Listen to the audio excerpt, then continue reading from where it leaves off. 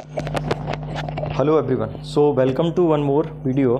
और आज के इस पर्टिकुलर वीडियो में हम बात करेंगे एक सुपर हीटेड स्टीम होती है उसकी प्रॉपर्टीज़ कैसे कैलकुलेट करते हैं। जो प्रीवियस वीडियो था उसमें हमने देखा था कि वेट स्टीम होती है उसकी प्रॉपर्टी कैसे कैलकुलेट करते हैं। तो यहाँ पे आप देख सकते हैं एंथैल्पी कैलकुलेट करना है, वॉल्यूम कैलकुलेट करना है, इंटरनल एनर्जी कैलकुलेट करना है, एंट्रोपी कैलकुलेट करना है। तो देखिए इन सब को कैलकुलेट करने के लिए सबसे पहली जो ज़रूरत होती है वो होती है आपको फार्मूला पता होना।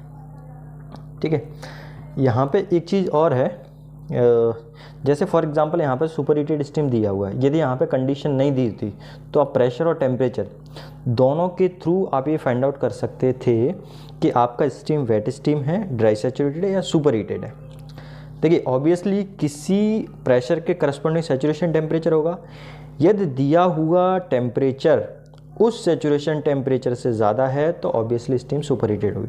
जैसे 15 बार के करस्पॉन्डिंग हम सैचुरेशन टेम्परेचर अभी देखेंगे, वो ऑब्वियसली इससे कम होगा, तभी ये स्टीम कैसी है, सुपर हीटेड है।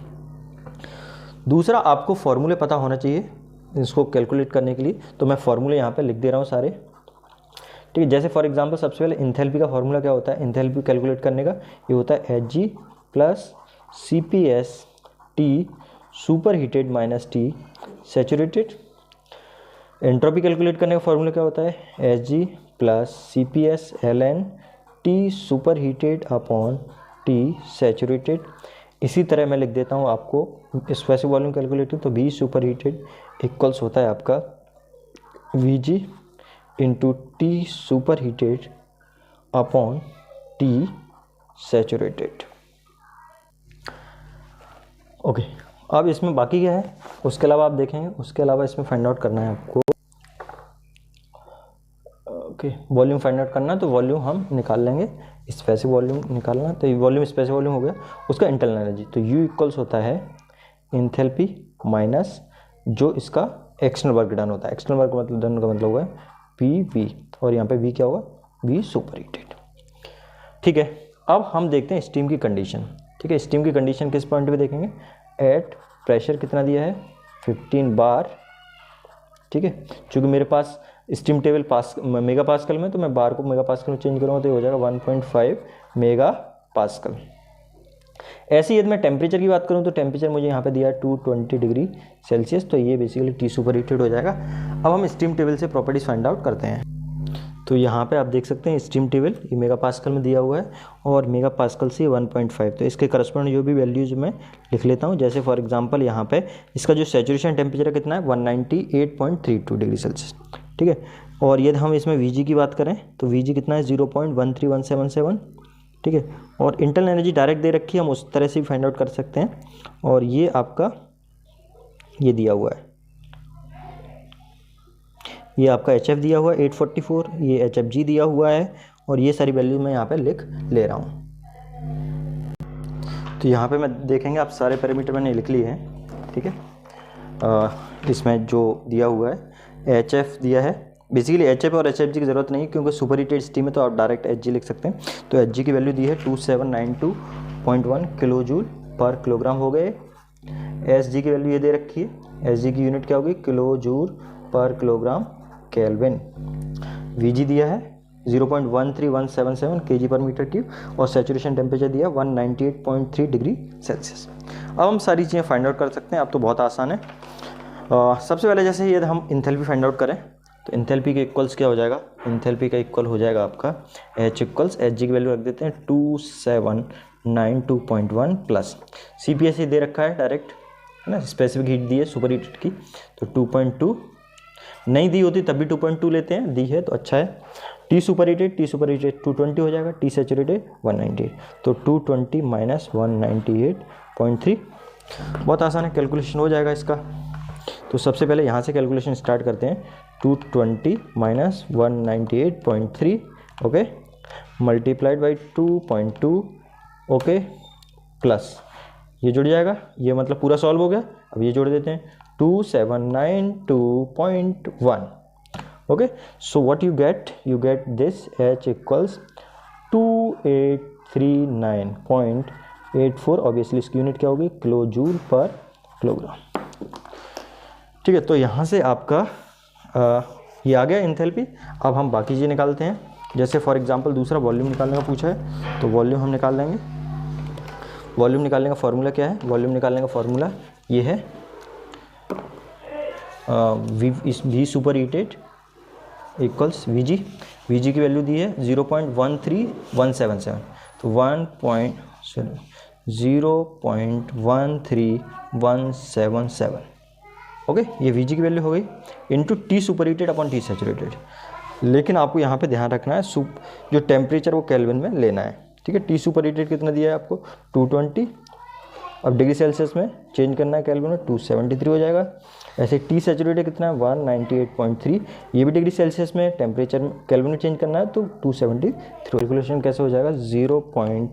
पहले हम इसको कैलकुलेट करते हैं, तो 220 प्लस 273, ओके हो गया। इसको ये हो गया, डिवाइड कर देते हैं इसको 198.3 प्लस 273, ओके ये आ गया।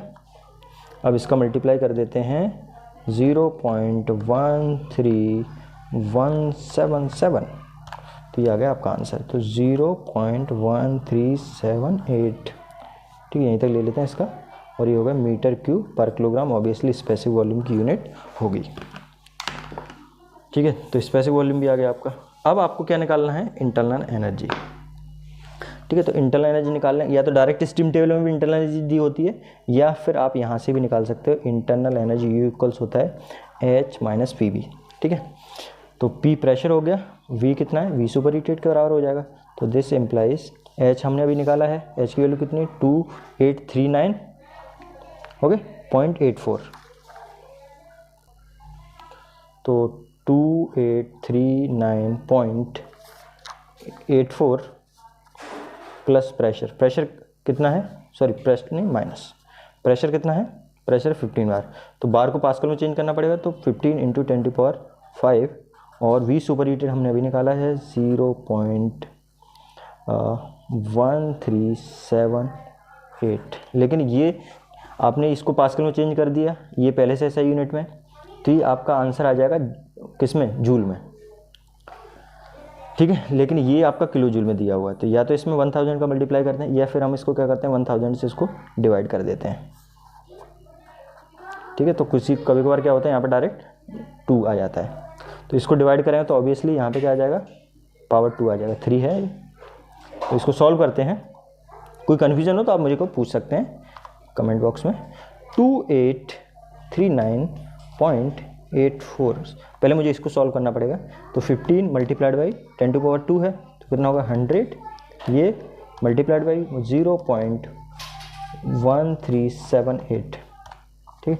कभी कभार बुक्स में क्या मिल जाता है? डायरेक्ट इस तरह से फॉर्मूला लिखा हुआ मिल जाएगा, H माइनस 100 PV। ये 100 इसलिए दिया होता है बेसिकली क्योंकि आपने यहाँ पे पास्कल में चेंज किया, ये किलो जूल में है, तो यहाँ पे डायरेक्ट 100 इस तरह से। मतलब ये सब फिर आपको लिखने की ज़रूरत ही नहीं है। मतलब प्रेशर को आप बार में ले सकते हैं, ठीक है, और वॉल्यूम को जो यूनिट होती है उस वजह से, ठीक है। तो आई होप ये समझ में आ गया होगा। H इक्वल्स, ये इस तरह का फॉर्मूला भी आपको लिखा हुआ मिल जाएगा, U equals H minus 100 PV, ठीक है। यहाँ पे इंथैल्पी तो यही है, प्रेशर लेकिन किस में है? बार में, ठीक है। और ये आया कहाँ से? ये फार्मूला जो मैंने यहाँ पे लॉजिक बताया है, इसी लॉजिक से आपका ये फार्मूला ड्राइव हुआ है। तो ये आ गया, ठीक है, 206.7। अब इसको बेसिकली किस में से माइनस करना है? 2839.84 माइनस आंसर अभी जो हमने निकाला था, तो 2633 आ गया। तो इंटरनल एनर्जी आ गई आपकी 2633.14 किलो जूल पर किलोग्राम, ठीक है। इंटरनल एनर्जी भी निकल गई। अब इसके बाद आपको क्या निकालना है? इसके बाद आपको निकालना है एंट्रोपी। तो एंट्रोपी का फॉर्मूला भी हमने लिखा हुआ है, ये S इक्वल्स एस जी। तो मैं ये फार्मूला लगा देता हूँ। तो S इक्वल्स एस जी की वैल्यू यहाँ पे लिखी हुई है 6.448 प्लस CPS की वैल्यू कितनी है? 2.2। ln T सुपर हीटेड कितना हो जाएगा? 220 प्लस 273। ऐसे ही ये T सैचुरेटेड 198.3 प्लस 273। तो इसको सॉल्व करते हैं। सबसे पहले 220 प्लस 273 ये हो गया। इसको डिवाइड करना है आपको 198.3 प्लस 273। कैलकुलेशन का ध्यान रखना है, मैंने ब्रैकेट वगैरह क्यों लगाया वो आपको समझ में आता होगा।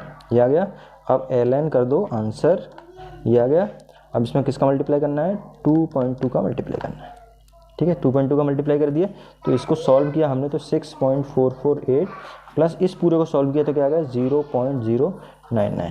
ठीक है, तो इसमें आपको क्या ऐड करना है 6.448। आई थिंक 448 है, उससे कोई ऐसा बेसिस फ़र्क नहीं पड़ेगा। आप 448 ले लो, 448 ले लो। तो यहाँ पे मैं 448 कर देता हूँ। ठीक है, तो ये आ गया आपका एंट्रोपी 6.5438 किलो जूल पर किलोग्राम केल्विन। तो जो भी पैरामीटर इसमें फाइंड आउट करने थे हमने सारे पैरामीटर्स को फाइंड आउट कर लिया है। एंथैल्पी फाइंड आउट करनी थी, volume, internal energy find out करनी थी और एंट्रोपी। सो आई होप आपको समझ में आया होगा। Thank you.